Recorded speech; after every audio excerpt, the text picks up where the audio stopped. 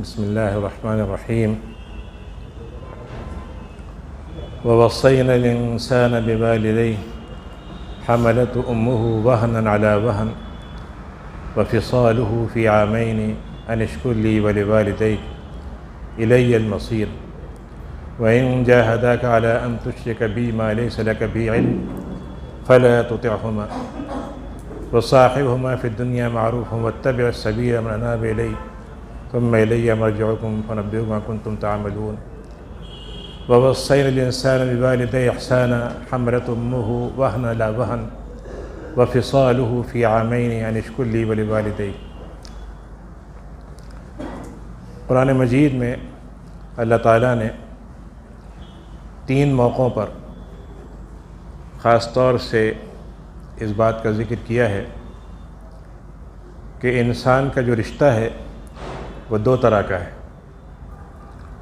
ایک رشتہ تو اللہ تعالیٰ سے ہے کہ وہ ہمارا خالق ہے، اس نے ہم کو پیدا کیا ہے، اور صرف پیدا ہی نہیں کیا بلکہ وہ ہمارا رب بھی ہے، یعنی ہمیں پالنے کا جو ضرورتیں ہیں، پرورش کے لیے، جسم کو بڑھنے کے لیے، جسم کی سہولتوں کو پورا کرنے کے لیے وہ سارا انتظام کیا ہے۔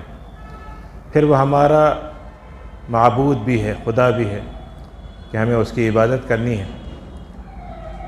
تو بندگی جس کا نام ہے وہ تو یہ ہے کہ ہم اللہ کے بندے بن جائیں، اور اس لحاظ سے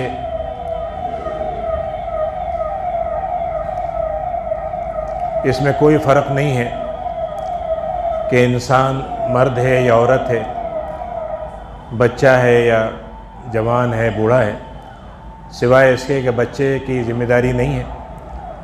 انسان کی ذمہ داری بالغ ہونے سے شروع ہوتی ہے لیکن زندگی کے آخری لمحے تک رہتی ہے، یعنی اس انسان کا یہ جو وجود ہے یہ اللہ تعالیٰ کے ساتھ ہر ملک میں ہے، ہر جگہ میں ہے، ہر لمحے میں ہے، یعنی ہمارا ایسا نہیں ہو سکتا کہ ہمارا رشتہ اس سے کسی موقع پہ بھی کٹ جائے۔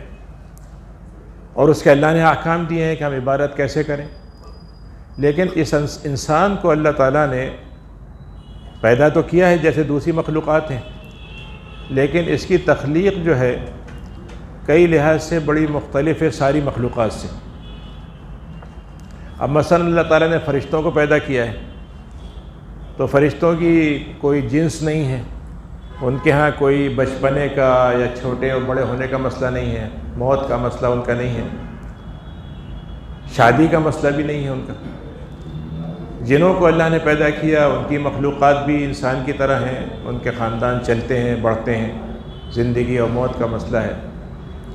انسانوں کے علاوہ جانور ہیں، جانوروں کے اندر بھی خاندان ان کا چلتا ہے، اولاد چلتی ہے، بچے پیدا ہوتے ہیں۔ لیکن انسان کی تخلیق میں جو 2 چیزیں بڑی مختلف ہیں سب مخلوقات سے، وہ یہ ہیں کہ اللہ تعالیٰ نے انسان کو اپنے خاص حکم سے کہہ لیجئے، خاص طریقے سے پیدا کیا ہے۔ انسان کو مٹی سے بنایا ہے لیکن اس میں اللہ کے حکم سے ایک خاص روح پھونکی ہے، اور پھر اس کو ایک رشتہ بنایا ہے جس کو ہم رحم کہتے ہیں۔ یعنی اللہ تعالیٰ نے عطا ہے کہ جس طریقے سے انسان کو پیدا کیا ایسے ہی رشتے کو پیدا کیا، اور جب رشتے کو پیدا کیا تو اس رشتے نے اللہ سے عرض کیا کہ آپ نے مجھے پیدا تو کر دیا ہے مگر مجھے مانے گا کون، میری پرواہ کون کرے گا؟ تو اس پر اللہ تعالیٰ نے اس سے کہا کیا تم اس پر راضی ہو سکتے ہو جاؤ گے کہ اگر میں یہ کہوں کہ جو تم سے جڑے گا وہ مجھ سے جڑے گا اور جو تم سے کٹے گا وہ مجھ سے کٹے گا؟ تو اس نے کہا ہاں اس پر میں راضی ہوں۔ تو اگر آپ دیکھیں تو سورہ لقمان میں اللہ تعالیٰ نے یہ بات خاص طور سے کہی، پھر اس کے بعد یہ سورہ احقاف میں اللہ تعالیٰ نے کہی، ایک اور آیت ہے، سورت ہے، اس میں کہا، 3 جگہ خاص طور سے اللہ نے اس کا ذکر کیا کہ اپنے رشتے کی جو سب سے بڑی پہچان ہے وہ ہے والدین۔ انسان کا رشتہ جو بنتا ہے، 2 مرد عورت کی شادی ہوتی ہے، ان کا ملاپ ہوتا ہے، ان سے بچہ پیدا ہوتا ہے۔ اب جہاں تک انسان کی شادی کی زندگی ہے اس کے اندر بہت سے اسباب ہیں جس کی وجہ سے انسان شادی کرتا ہے۔ انسان کی جنسی ضرورت ہے، انسان کو ساتھ رہنے کی ضرورت ہے، گھر بسانے کی ضرورت ہے، اولاد کی بھی ضرورت اپنی جگہ ہوتی ہے۔ پھر یہ بھی ہوتا ہے کہ دنیا کے مختلف فائدے ہیں جس کی وجہ سے شادی کرتا ہے. کوئی بہت خاندان والی لڑکی مل جائے، نسب والی مل جائے، مقام والی مل جائے. تو اسلام نے جس طریقے سے اللہ تعالیٰ کی عبادت کو عبادت کہا ہے، ویسے ہی اس رشتے کو نبھانے کو بھی عبادت کہا ہے. یعنی یہ رشتہ دنیا کا سوشل ریلیشن نہیں ہے، یہ جنسی ریلیشن نہیں ہے، یہ وقتی طور پر انسان کا فائدہ اٹھانے کا نہیں ہے، یہ اپنی مرضی کا نہیں ہے کہ ہم جس سے چاہیں رشتہ بنا لیں. یہاں تک کہ اللہ تعالیٰ نے مرد عورت کو پیدا کیا تو اللہ تعالیٰ یہ چاہتا ہے کہ مرد مرد رہے، عورت عورت رہے، اور پھر دونوں مل کے زندگی گزاریں. اور اس میں اللہ تعالیٰ نے دونوں کی ذمہ داریاں کر دی شادی کے اندر کہ مرد کی ذمہ داری کیا ہے، عورت کی ذمہ داری کیا ہے، دونوں کو طے کر دیا. پھر اس کے بعد آپ اس پہ غور کیجئے کہ انسانی تاریخ میں صرف اسلام ہے جو اس بات کو کہتا ہے کہ کچھ رشتے ہیں جن سے عورت کا شادی نہیں ہو سکتی. وہ محرم کہلاتے ہیں. جی، باپ ہیں، چچا ہیں، بھائی ہیں، یہ لوگ وہ ہیں جو محرم شمار ہوتے تھے. کیوں ہوتے ہیں یہ؟ کیوں کیا اسلام نے؟ صرف اس لیے کہ عورت کی حفاظت ہو، عورت گھر میں محفوظ رہے. گھر میں عورت اکیلی ہو، ایک باپ ہو تو اس کو یہ خدشہ نہ ہو کہ میرے ساتھ کوئی زیادتی ہوگی. آج آپ دیکھ لیجئے کہ آج کے معاشرے میں جو توڑ پھوڑ ہو گئی ہے، غیر مسلم معاشرہ ہو یا مسلم معاشرہ، جب یہ رشتے کمزور ہو گئے اور محرم کا وجود کمزور ہو گیا تو عورت غیر محفوظ ہو گئی. پھر اس کے بعد اللہ تعالیٰ نے دنیا کے اندر سارے رشتے بنائے ہیں. آدمی کی جاب کرتا ہے، پڑھتا ہے، مختلف قسم کی دنیاوی صلاحیتیں ہیں. اس کے اندر یہ مسئلہ نہیں ہوتا ہے کہ مثلا آپ مرد کے طور پر یہ کام کریں گے. اگر آپ چابی لگائیں گے تو چابی یہ نہیں رہی کہ آپ مرد ہیں یا عورت ہیں، چابی کھل جائے گی، تالا لگے گا. تو آپ نے کوئی چیز بنائی، مرد عورت ہو کوئی بنا دے گا. تو ہوتا کیا ہے کہ انسان کی زندگی میں آج کے خاص طور سے جو زندگی ہو گئی ہے، اس میں تعلیم میں کہیں پر مرد عورت کا فرق نہیں ہوتا، ملازمتوں میں کہیں نہیں ہوتا، ذمہ داریوں میں نہیں ہوتا. لیکن شادی ایسی چیز ہے جو بنیادی طور پر مرد عورت کے جنس کے ذریعے سے بنتی. اب اس میں مسئلہ کیا ہوا ہے؟ 2-3 مسئلے ہیں جو میں چاہتا ہوں کہ تھوڑے وقت میں آپ کے سامنے رکھوں. سب سے پہلی بات تو یہ ہے کہ اسلام میں یہ تربیت دینا ضروری ہے بچپن سے کہ لڑکا لڑکا ہے، لڑکی لڑکی ہے. وہ بھائی بہن ہیں لیکن 7 سال کے ہو جائیں تو ان کے بستر الگ کر دو. پھر اس کے بعد ماں باپ کے گھر کمرے میں داخل ہونا ہے تو فلاں وقت میں اجازت لے کے داخل ہو. یہ حدود آپ نے سورہ نور میں پڑھیے، سورہ احزاب میں پڑھیے تو معلوم ہوگا کہ اسلام نے یہ اصول طے کیے کہ انسان کے یہ رشتے جو ہیں ان کی حرمت ہے، اس رشتے کی حرمت ہے اور اس رشتے کا احترام ہے اور اس رشتے کے ذریعے سے انسان کی حفاظت ہے. اگر یہ رشتہ محفوظ ہے تو انسان محفوظ ہے، اور اگر رشتہ محفوظ نہیں ہے تو انسان محفوظ نہیں ہے.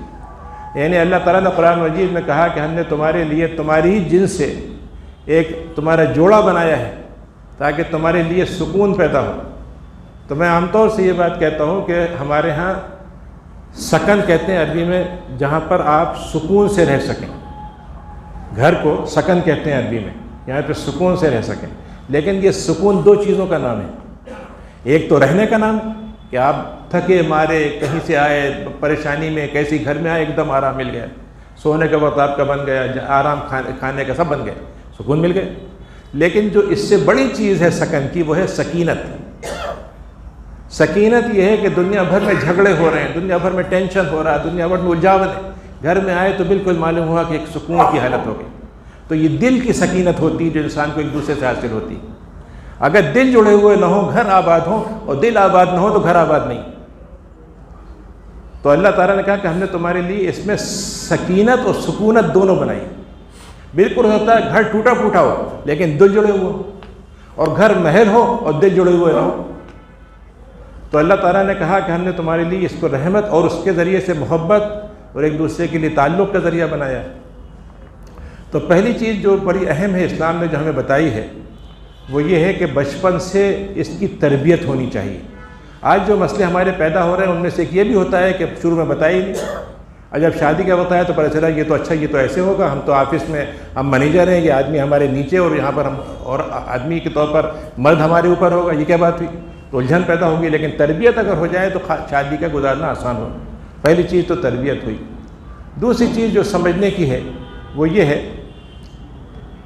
قرآن مجید میں سورہ احقاف میں خاص طور سے اللہ تعالیٰ نے 3 نسلیں بتائیں گے، 3، ایک اوپر کی نسل ہے اور ایک بیچ کی ہے اور ایک اس کے بعد کی ہے۔ تو اللہ تعالیٰ نے کہا کہ ہم نے جب انسان کو پیدا کیا تو ہم نے اس سے کہا کہ تمہارے پیدا کرنے والے تمہارے ماں باپ کے ساتھ حسن سلوک کرنا۔ تو یہ پہلی نسل ہوئی۔ ان کا حسن سلوک کیا ہے؟ ان کا حسن سلوک اس حد تک ہے کہ اگر وہ کافر ہوں تب بھی ان کے ساتھ دنیا کی خدمت کی جائے گی، ان کی بات نہیں مانی جائے گی کفر کی، جی۔ اور اس کے بعد اگر انہوں نے دین سکھا دیا تو کیا کہنے، کیونکہ اصل ذمہ داری ان کی یہ تھی کہ بچپن میں دین کی تعلیم دے رہے تھے، تربیت دے رہے تھے، تاکہ جب انسان بڑا ہوتا تو اس کی اسی راستے پہ چل پڑتا۔ تو اب قرآن نے کہا کہ ہم نے جب یہ کیا ہے تو ماں کی خدمت زیادہ ضروری ہے، کیونکہ وہ تکلیف پہ تکلیف سہ کے بچے کو پیدا کرتی ہے، پالتی ہے، اس کا دودھ چھڑاتی ہے، اس کے بعد دیکھ بھال کرتی ہے۔ پھر اللہ نے کہا کہ جب یہ بچہ جو کل بچہ تھا، بول نہیں سکتا تھا، ہل نہیں سکتا تھا، یہ 40 سال کا ہو گیا، پرورش اس کی مکمل ہو گئی، جی، جسم اس کا مضبوط ہو گیا، اس وقت کیا کہتا ہے وہ، حتی اذا بلغ شدہ وبلغ 40 سنہ قال رب اوزعنی ان اشکر نعمتک التی انعمت علی وعلی والدی۔ اللہ تعالیٰ آپ نے میرے پر اتنا بڑا احسان کیا کہ مسلم گھرانے میں پیدا کیا، اور مجھے تو نے ایسے ماں باپ دیے جنہوں نے مجھے دین سکھایا، کھانا بھی کھلایا، سب کچھ کیا، لیکن دین کی بھی فکر کی۔ تو اب مجھے آپ ایسا بنا دیجئے کہ میں بھی ان کے اپنے باپ کے طریقے پہ آگے چلوں، انا شکر نعمت، میں آپ کی نعمتوں کا شکر ادا کروں۔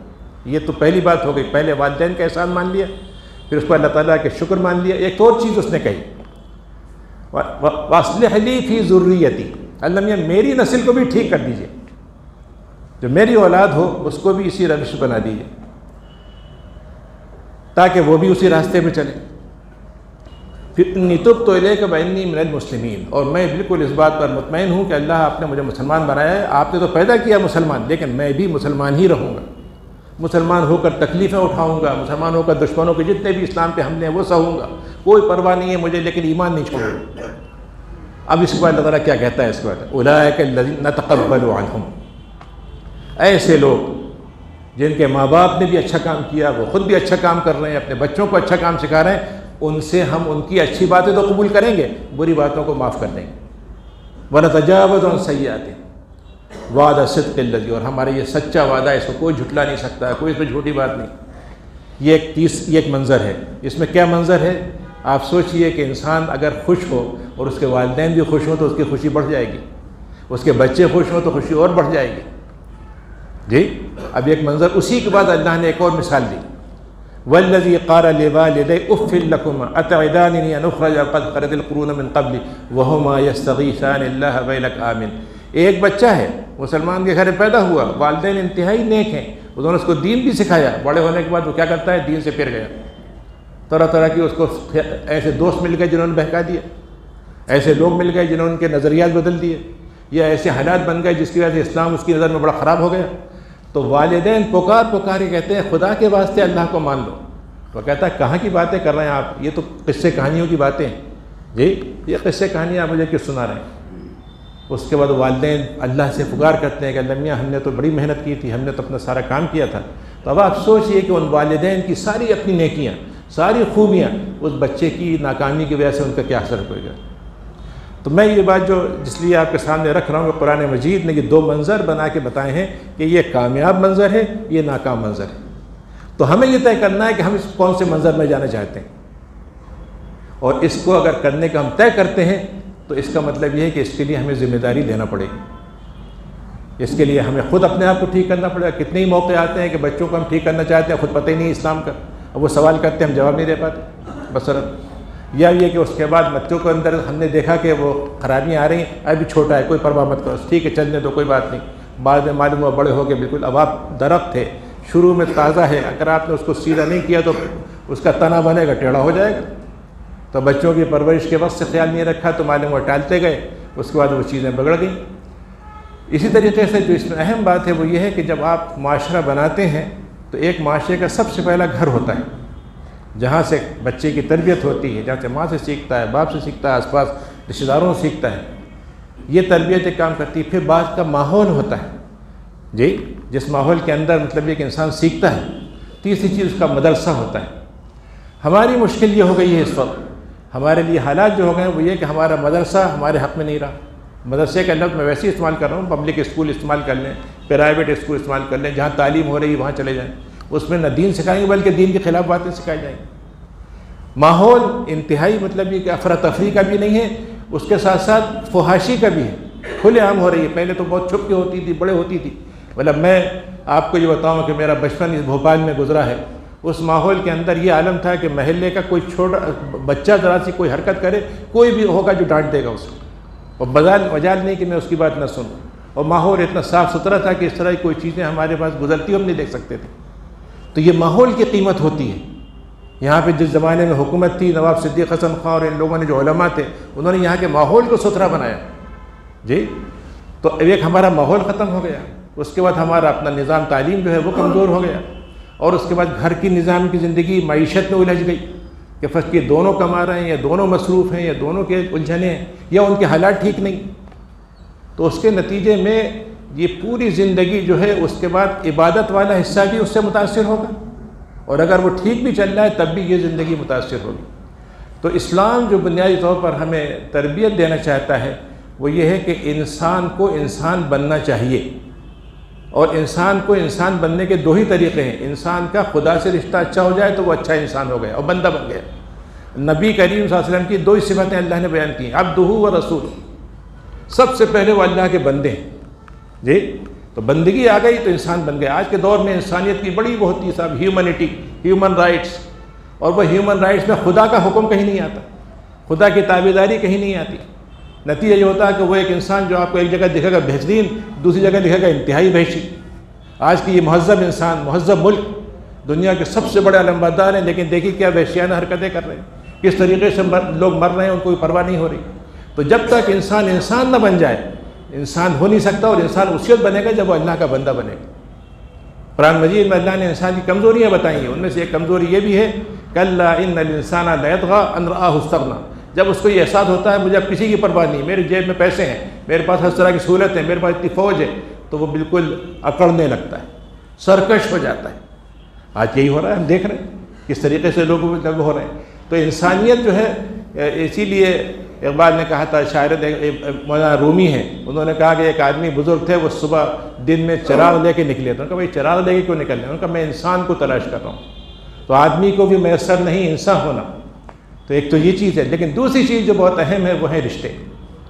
یعنی جب میں نے حدیث شروع میں سنائی کہ رشتے سے جڑے تو اللہ سے جڑے، اور رشتے سے کٹے تو قرآن مجید میں اللہ نے جو بگاڑ پیدا کرنے والے، فساد پھیلانے والی طاقتیں ہوتی ہیں، جن کے اندر بڑی طاقت آ جاتی ہے اور سرکش ہو جاتی ہیں، ان کی جو جرائم اللہ نے شمار کیے ہیں وہ کیا ہیں؟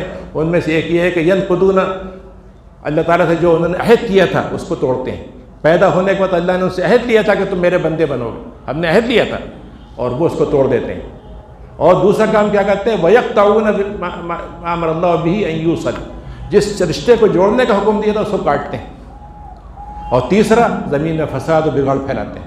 آپ دیکھ لیجیے آج یہ معاشرہ، سارے معاشرے اعلیٰ تعلیم یافتہ، اعلیٰ ملازمتیں، دولت، گھر، سب کچھ ہے، لیکن جو انسان ہے وہ وحشیوں سے بدتر ہو گیا۔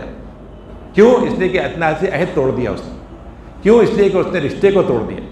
تو مسلمانوں کے پاس میں آپ کو بات کہنا چاہتا ہوں کہ ہمارے بڑے بڑے نظام کے سرمایہ تھے ہمارے پاس ایک زمانے میں خلافت تھی، ہمارے ایک زمانے میں علماء کا ایک دبدبہ تھا، ہمارے یہاں اخلاق کے میدان میں تھا۔ یہ چیزیں کمزور ہو گئی، ہمارے جتنے انسٹیٹیوشن ہیں، ادارے ہیں، کمزور ہوتے چلے گئے۔ جی، ایک ادارہ ہمارا بچا ہے ابھی تک، وہ ہے خاندان۔ یہ خاندان کو اگر آپ مرکز بنا لیں تو سارے ادارے اس سے جڑ کے مضبوط ہو جائیں گے۔ گھر آباد ہو گیا تو معاشرہ بھی آباد ہو جائے گا، تجارت بھی آباد ہو جائے گی، جی، سیاست بھی آباد ہو جائے گی۔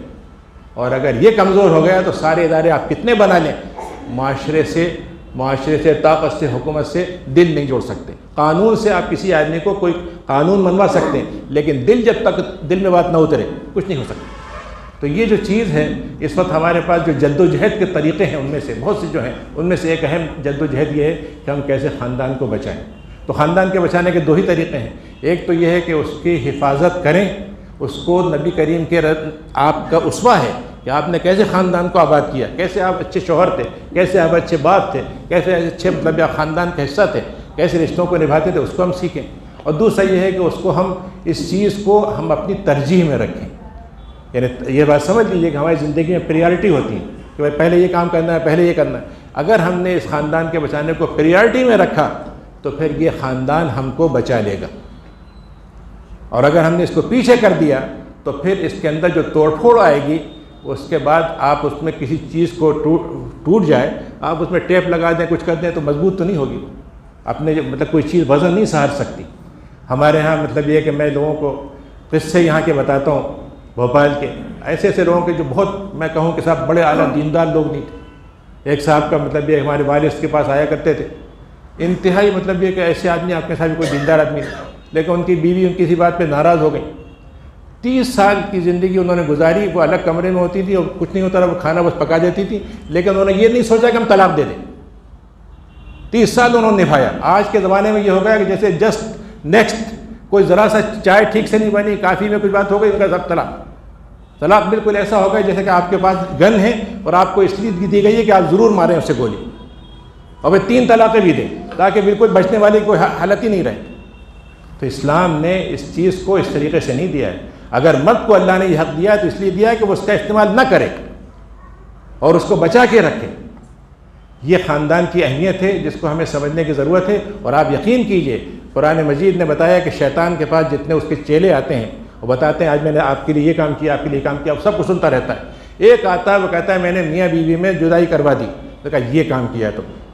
اور قرآن مجید میں اللہ نے اس کا ذکر کیا ہے کہ بنی اسرائیل جب ہم نے ان کو اللہ کی طرف سے وحی مل گئی، اس کے مقابلے میں جادو سیکھا حضرت سلیمان کے زمانے میں. اور اس سے کیا سیکھا انہوں نے؟ یفرقون به بین المرء وزوجہ، میاں بیوی میں جدائی ڈلوا دینا. آج کے قانون میں بھی آج جادو نہیں ہے لیکن جادو کی طرح کی چیزیں موجود ہیں. آج کا قانون جو ہے بہت آسانی سے یہ جب اتنے قانون بن رہے ہیں جو اب یہاں کی حکومتیں بنا رہی ہیں، مقصد کیا ہے؟ کس طریقے سے شادی ختم ہو، کس طریقے سے دونوں ایک دوسرے کے دشمن سمجھے جائیں جی، اور ایک دوسرے کا رہنا مشکل ہو جائے. اسلام یہ کہتا ہے کہ نہیں، دونوں کا ساتھ رہنا ہی ضروری ہے. والصلح خیر، قرآن نے کہا کہ جھگڑا ہو تو صلح کر لو، صلح کرنا اچھی بات. اور اس کے بعد اللہ تعالیٰ نے کہا کہ اس کی جو زندگی ہے نبی کریم کے لیے آپ نے فرمایا ہے کہ سب سے اچھا وہ جو گھر والوں کے لیے ہو، میں سب سے اچھا گھر والوں کے لیے. تو میں عرض یہ کرنا چاہ رہا تھا کہ یہ آج کے زمانے میں ہم تو کتابوں میں پڑھتے تھے اور ماحول میں دیکھتے تھے، لیکن اب یہ چیز انتہائی چیلنج پہ آ گئی. لیکن چیلنج ہی کا وقت ہوتا ہے جب ہمیں بچانے کی کوشش بھی کرنا چاہیے. اور اللہ تعالیٰ نے اس قانون میں، اس رشتے میں اتنی طاقت رکھی ہے کہ یہ دنیا کے ہر چیلنج کو برداشت کر سکتا ہے، بس ہم اس کو بچا لیں اور اس کو نبی کریم کی سنت پہ اس کو لے آئیں. تو یہ چیز جو ہے ہمارے لیے سب کے لیے بڑی ضروری ہے، اور یہ ہمارا یعنی اہم مسئلہ ہونا چاہیے اپنے آپ کو بچانے کے لیے، اپنے گھر والوں کو بچانے کے لیے، اپنے بچوں کو اس کی تربیت دینے کے لیے، اور اپنے آس پاس کے معاشرے میں اس بات کو پھیلانے کے لیے. اسی بات ختم کرتا ہوں. آخر دعوانا الحمدللہ رب العالمین.